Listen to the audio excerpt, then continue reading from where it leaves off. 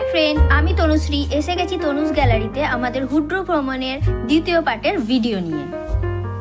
আমাদের হুড্রুর প্রথম দিন আজকে, তাই আমরা বেরিয়েছি আজকে হুড্রু ফলসে যাওয়ার জন্য। হুড্রুতে যাব, তারপরে সীতা ফলসে যাব, তারপরে জোনা ফলসে যাব। হুড্রু ফলসে এবার আমরা ঢুকবো। হুড্রু ফলসে ঢোকার জন্য আমাদের 7 জন সহ পার্কিং চার্জ নিয়েছে 100 টাকা। পর আমরা হুড্রুর ভেতরে ঢোকার জন্য প্রস্তুতি নিচ্ছি। আমরা এবার হুড্রু ফলস দেখার জন্য সিঁড়ি দিয়ে নামতে শুরু করলাম। চারিদিক কি সুন্দর সবুজ ঘেরা জঙ্গল, দেখে মনটাও খুব ভালো লাগলো। তবে আস্তে আস্তে নামতে হবে। আমাদের মতো যারা মাঝবয়সীরা রয়েছে তাদের অতটা কষ্ট হবে না সিঁড়ি দিয়ে উঠতে বা নামতে, তবে বয়স্ক মহিলাদের জন্য অনেকটাই কষ্ট হবে। 700টা সিঁড়ি পেরিয়ে অবশেষে আমরা হুড্রু জলপ্রপাত দেখতে এলাম। হ্যাঁ, এই যে দেখতে পাচ্ছেন ছোট ছোট দোকান, এই দোকানের মধ্যে কিন্তু এই যে কাঠের মাছ পাওয়া যাচ্ছে। এরা এখানে এই কাঠ দিয়ে এইসব জিনিস বিক্রি করছে তৈরি করে, যার দাম 150 থেকে 200 টাকা। আর এই যে জাল দিয়ে ঘেরা দোকানটা দেখলেন, এই দোকানেই আমরা প্রথমে এসে ব্যাগ ট্যাগ রেখে গরম চা খেয়ে নিলাম। ঠান্ডা তো, তাই জন্য নিজেদেরকে একটু চনমনে করার জন্য। হুড্রু জলপ্রপাতের কিছুটা অংশ। এবার হুড্রু জলপ্রপাত আপনারা দেখতে পাবেন, খুব মনোরম দৃশ্য। এই হলো সেই হুড্রু জলপ্রপাত যেটার জন্য আমরা এসেছি। আপনারাও আসতে পারেন। হ্যাঁ, এলে কিন্তু শীতকালেই আসবেন, বর্ষাকালে কিন্তু একদম আসবেন না, কারণ এই যে পাহাড় দেখছেন, পাহাড়গুলো স্লিপ হয়ে থাকে, তাই শীতকালটাই বেটার ঘোরার জন্য। দেখছেন কি সুন্দর অপরূপ দৃশ্য, পাহাড় থেকে নেমে আসছে ঝর্ণা। ঝর্ণা দেখলে কার না মনটা ভালো লাগে বলুন। এই হচ্ছে হুড্রু জলপ্রপাত।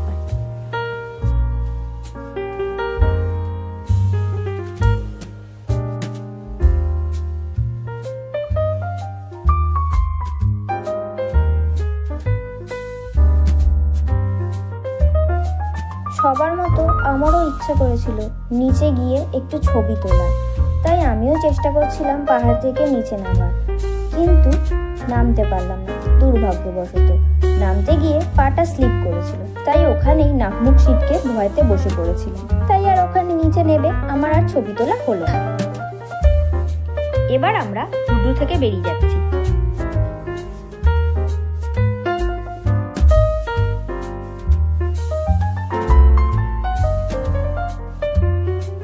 হুড্রু থেকে বেরিয়ে এবার আমরা রাঁচির সবথেকে বড় ড্যাম গেতলসুর দেখতে গেলাম।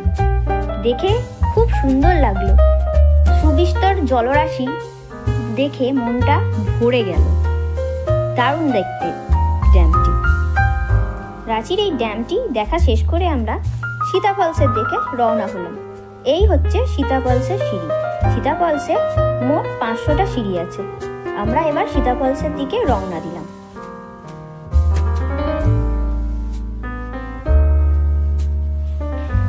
আস্তে আস্তে এবার আমরা সীতা ফলসে নামতে শুরু করলাম। হ্যাঁ, আমার শরীর অসুস্থ থাকার কারণে আমি জোনা ফলসে যেতে পারিনি, তাই আমি সীতা ফলসে এলাম। দেখতেই পাচ্ছেন আমার মুখটা দেখে বোঝাই যাচ্ছে আমি অসুস্থ হয়ে পড়েছিলাম, একটু বমি হয়েছিল। সীতা ফলসের দিকে নামছি এবার। পুরো চারিদিকে কি সুন্দর সবুজ গাছপালায় ঘেরা, সবাই মিলে সীতা ফলসের নিচে নামছি। এই সেই সীতা ফলস যার অপেক্ষায় ছিল। দেখতেই পাচ্ছেন, দূর থেকেই একটু ছবিটা তুলেছি, একদম কাছে যেতে পারিনি কারণ শরীরটা খুবই অসুস্থ হয়ে গেছিল। কি সুন্দর গাছের আড়াল থেকে ঝর্ণা দেখা যাচ্ছে, দেখতেই পাচ্ছেন মনোরম দৃশ্য। ওইদিকে অনেক সবাই রয়েছে। সীতা ফলস থেকে বেরিয়ে আমরা রাঁচির পাহাড়ি মন্দিরের দিকে রওনা দিলাম।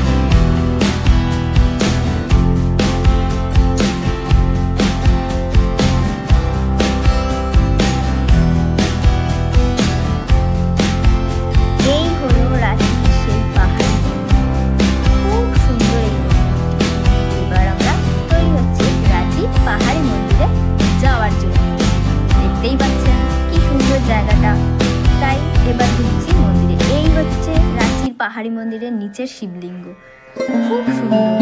এখানে সবাই মিলে আমরা জল ঢাললাম, বাবাকে পুজো করলাম, গোটা মন্দিরটা ঘুরে দেখলাম।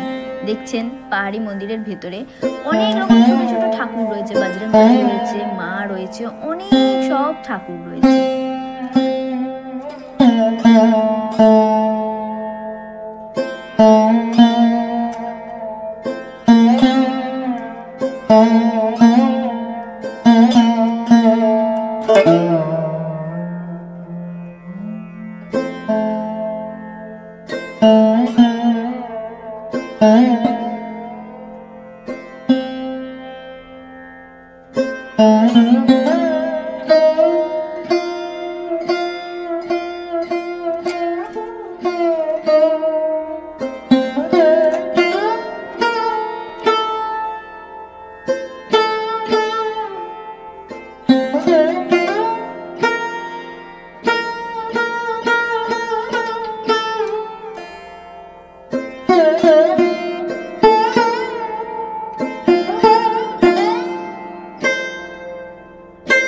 পাহাড়ি শিব মন্দিরের যে আসল শিবলিঙ্গ তাকে দেখার জন্য এবার আমি আস্তে আস্তে সিঁড়ি দিয়ে ওপর দিকে ওঠার চেষ্টা করছি। দেখতেই পাচ্ছেন অনেক সিঁড়ি, তাই চেষ্টাটা করছি, দেখা যাক কতক্ষণে পৌঁছায়।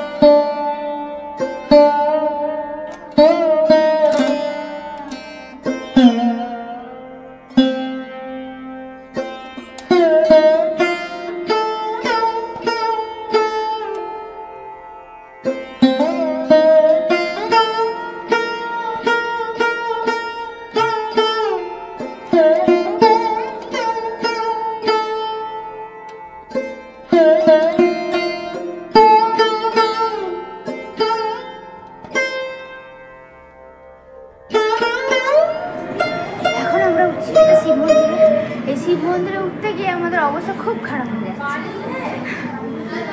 আপাতত এখনো পর্যন্ত আমি 309খানা সিঁড়ি উঠেছি, এখনো অনেক সিঁড়ি বাকি আছে। তো এইভাবেই আমাদের পথ চলা শুরু হয়েছে শিব মন্দিরে ওঠার জন্য।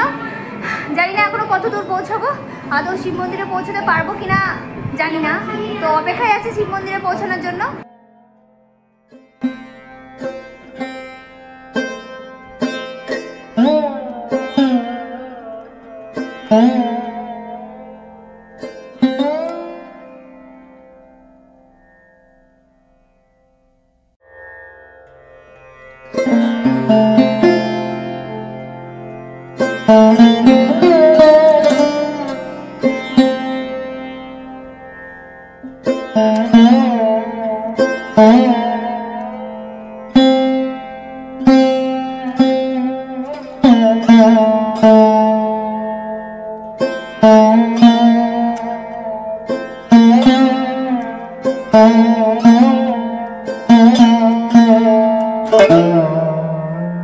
মন্দিরের ওপর থেকে কিছুটা মনোরম দৃশ্য আমি আমার ফোনের ক্যামেরায় বন্দি করলাম।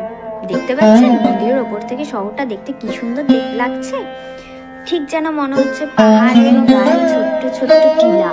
দারুণ লাগছে দেখতে, কুয়াশা ঘন আকাশের মধ্যে থেকে দেখছি তো খুব সুন্দর লাগছে দৃশ্যটা দেখতে। আপনাদেরও এরকম সুন্দর লাগবে দৃশ্যটা দেখতে, আপনারাও চলে আসুন তাড়াতাড়ি রাঁচিটা ঘুরতে।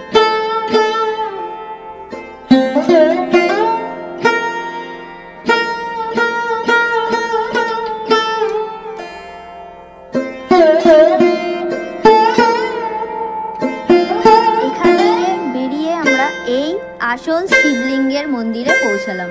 411খানা সিঁড়ি পেরিয়ে অবশেষে এই শিবলিঙ্গের দেখা পেলাম। এখানে পুজো টুজো দিয়ে আমরা দেখা পাওয়ার পর এখান থেকে আমরা সবাই দেখা পেয়েছি।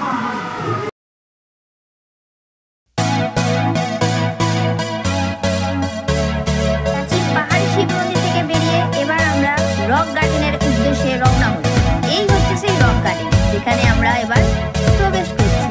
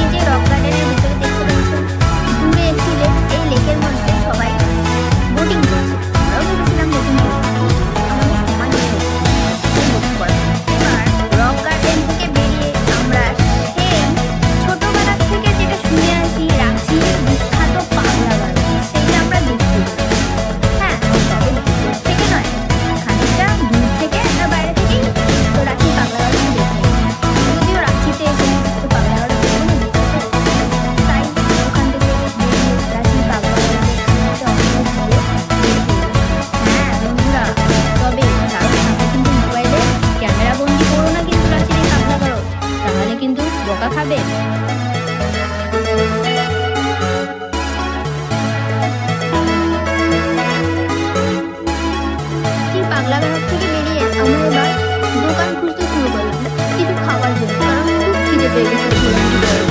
হ্যাঁ, খোঁজাখুঁজি করার পর একটা দোকান গেলাম যেখানে আমরা ধোসা, চাউমিন, ছোলে ভাটোরে, তারপরে ওই দোকানে মনোরম মিষ্টি পাওয়া যাচ্ছিল, সেখান থেকে কিছু মিষ্টিও খেলাম। খাওয়া দাওয়া করার পর টেগর হিলের দিকে রওনা হলাম। টেগর হিল মানে হচ্ছে রবীন্দ্রনাথ ঠাকুরের বাড়ি রয়েছে, সেই বাড়ি দেখার জন্য আমরা উদ্দেশ্যে রওনা দিলাম।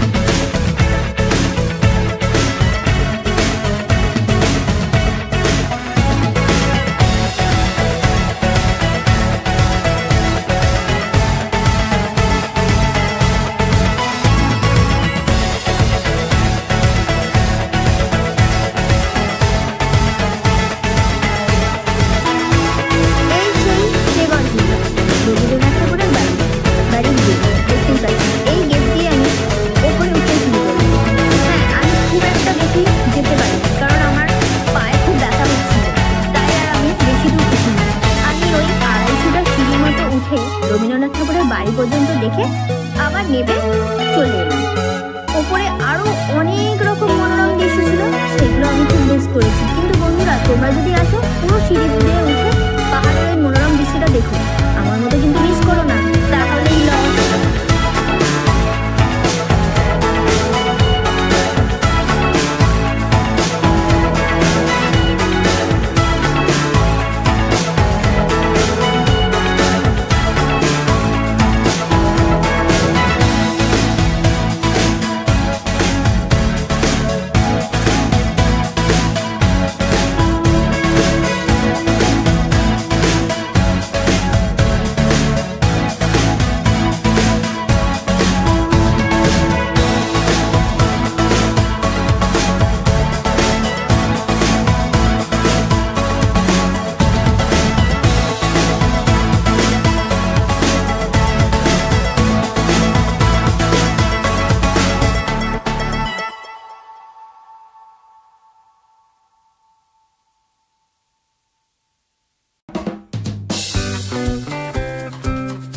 থেকে বেরিয়ে আমরা আমাদের হোটেলের দিকে রওনা দিলাম, কারণ এবার আমাদেরকে রাঁচি শহর ছাড়তে হবে নিজেদের শহরে পৌঁছানোর জন্য। রাঁচির থেকে এবার আমরা চেক আউট করলাম।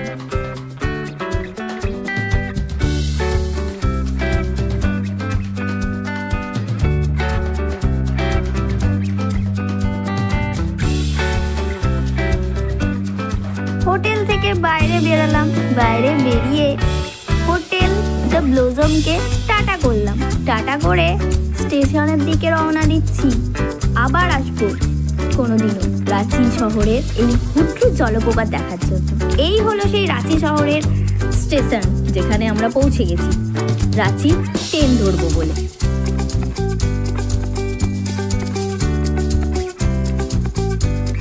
আমরা 10টা 15 ট্রেন ধরে বাড়ি ফেরার পথে রওনা দিলাম।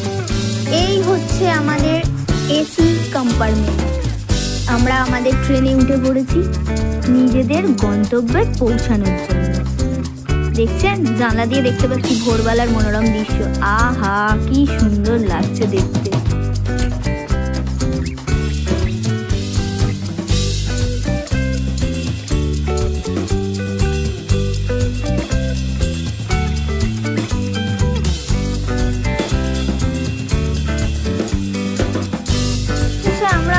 রাঁচি ভ্রমণের জার্নি শেষ করে আমাদের শহর কলকাতায় পৌঁছালাম নিজেদের বাড়ি ফেরার। আমাদের এই বছরের শীতকালীন যাত্রা শেষ হলো। বন্ধুরা, আমাদের এই রাঁচি ভ্রমণের